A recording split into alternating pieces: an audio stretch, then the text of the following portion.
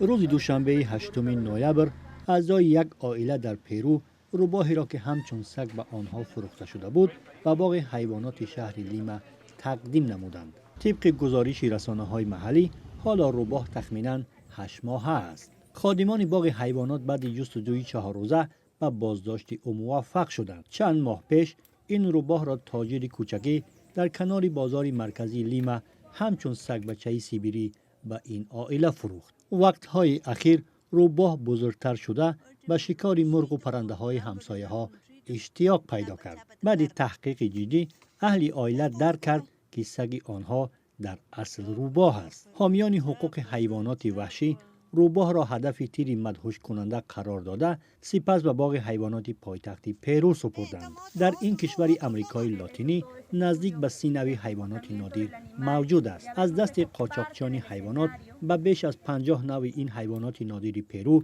محو تهدید می‌کند.